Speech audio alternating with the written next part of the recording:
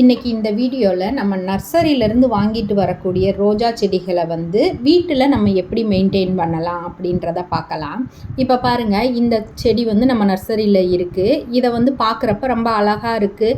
இங்கே பார்க்குறப்ப நல்லா புஷ்ஷியாக பூவோடு இருக்குது. அதை பார்த்ததும் நமக்கு ஆசை வரும், நீங்கள் வாங்கிட்டு போகிறீங்க. இப்போ ஆனால் வாங்கிட்டு போனதுக்கப்புறம் எங்ககிட்ட வர்ற கம்ப்ளைண்ட்ஸ் என்னென்னா, உங்ககிட்ட இருக்கிறப்ப மட்டும் செடிகள் நிறைய பூக்களோடையும் மொட்டுக்களோடையும் இருக்குது, க்ரீனிஷ் நல்லா மெயின்டைன் ஆகுது. ஆனால் வீட்டுக்கு வந்த உடனே எங்களால் மெயின்டைன் பண்ண முடியலை, பூவே வரமாட்டுது அப்படின்னு சொல்கிறீங்க. அதை எப்படி நம்ம மெயின்டைன் பண்ணலாம் அப்படின்னா, இப்போ இந்த பூ பூத்துருக்கு. இதில் நம்ம இதை கட் பண்ணுறப்போ அந்த பூவோட காம்பு மட்டும் இல்லாமல் காம்புக்கு கீழே வர நம்ம கட் பண்ணிவிட்டு இந்த இலைகள் இருக்கு இல்லையா, அதாவது இந்த முரட்டு இலைகளை என்ன பண்ணணும், நம்ம கையாலேயே பிச்சு விட்டுறணும். அதாவது என்னென்னா, நம்ம சிசர் வச்சு கட் பண்ணக்கூடாது, கையாலேயே நல்லா பிச்சு விட்டுட்டு நம்ம வச்சுருக்க தொட்டியில் உள்ள மண்ணை நல்லா கிளறிடணும். கிளறிட்டு அதுக்கு நம்ம அடி உரமாக கொஞ்சம் வெர்மி கம்போஸ்ட் அந்த மாதிரி கொஞ்சம் கொடுக்கணும். அதுக்கு நியூட்ரிஷன் கொடுக்கணும். பாருங்கள், இப்போ இந்த செடி பார்த்திங்கன்னா தெரியும், நம்ம கையாலேயே பிச்சுட்டோம்.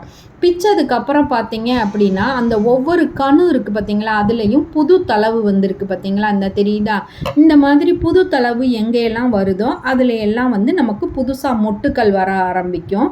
இது எப்போ நடக்கும் அப்படின்னா, நம்ம கையாலேயே அந்த இலைகளை பிக்கிறப்ப மட்டும்தான். இந்த மாதிரி குச்சியாக ஒரு 2-3 டேஸ் இருக்கும், அதை பற்றி ஒன்றும் பிரச்சனை இல்லை. ஒரு 1 வீக் கழித்து பார்த்தீங்க அப்படின்னா இந்த செடி நல்ல புஷ்ஷியாக நிறைய மொட்டுக்களோட அழகாயிடும். இந்த மாதிரி நீங்கள் மெயின்டைன் பண்ணிக்கணும். இப்போ ஃபஸ்ட்டு மெயினாக நம்ம கவனிக்க வேண்டியது, மண்ணை நல்லா கிளறி விட்டுட்டு அதுக்கு ஃபஸ்ட்டு நல்ல நியூட்ரிஷன் கொடுக்கணும்.